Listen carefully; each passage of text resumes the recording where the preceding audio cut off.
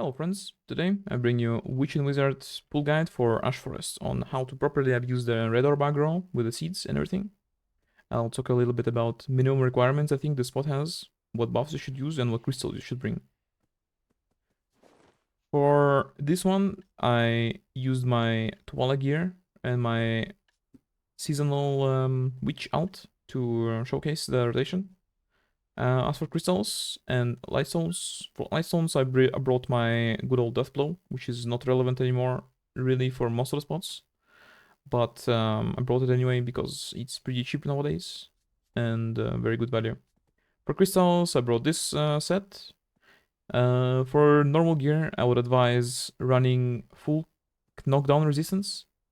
That would mean grabbing 2 of adamantine, either RBF or normal ones, it doesn't matter. And a single intimidation. That would ensure that you have 100% resist with your Griffin helmet and 10 buff. I mean Villa Scroll. And yeah, for consumables, if you have higher DP, you can just get away with running Frenzy and Simple. Probably like Spear Perfume. If you have lower DP though, I would suggest running Elixir Rotation with that would give you a little bit more survivability. For this one I also decided to run Courage, but you honestly don't need it. If you want, you can even replace the Intimidation with Calc Elixir, because Calc Elixir also gives you 10% all resist, which will cover the 100% resistance mark. Alright, for minimum requirements, I would say the lowest you could come here technically is 281 or 285 with the duo Godder weapons and 365 DP on an Awakening Caster. Awakening Caster because you have a lot of protections and your iframe is super good, which means that you can dodge attacks a lot more easily than on Succession.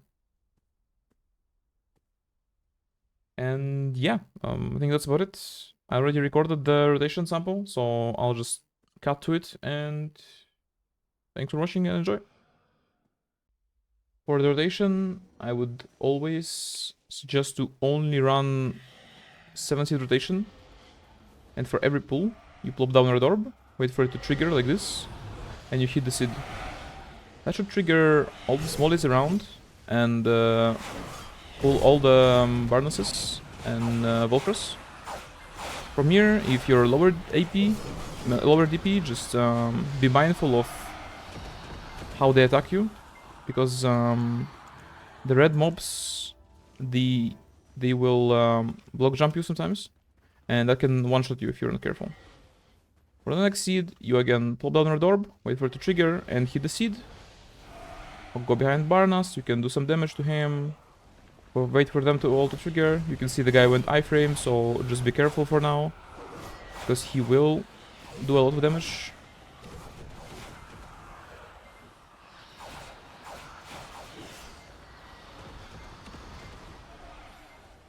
And after you're mostly down, or there's like 1 or 2 mobs left, you can hit them and finish them off if you want, or just move to the next. Again, put down Red Orb, wait for it to trigger, hit the seed, buff up, everything. In this pool there is also one more Barnas that is coming from the right side. I usually skip him with the main gear, but you can kill him if you want to. This guy.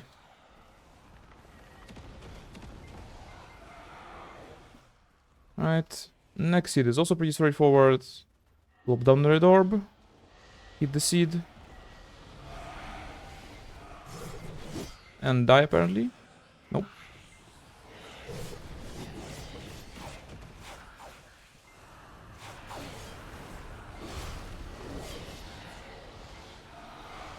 And with every seed, your order should be plop down Red Orb, wait for it to trigger, and hit the seed. Not inverse, not instantly, just Red Orb, trigger, hit the seed.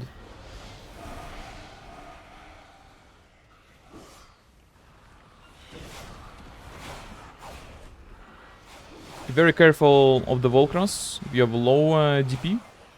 If they're going, you know, either frontal slash or just disappear. You need to start looking for them or just iframing around so they don't one-shot you. Again, hit the seed after you see the red orb pop. See, the Volcross went iframe, so I'm careful. So don't get one shot from the back.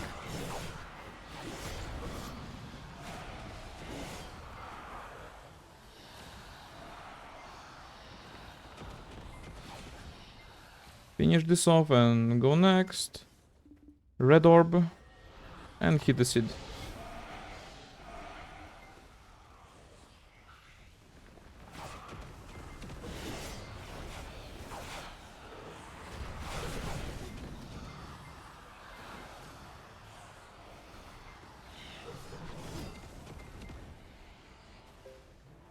Alright, now we return to the first seed.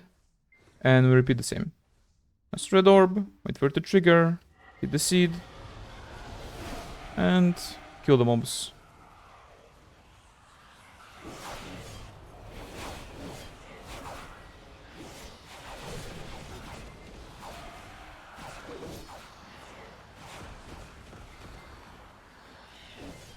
Alright, well, I think that's about it. If you guys have any questions, I'll be happy to answer them in the comment section.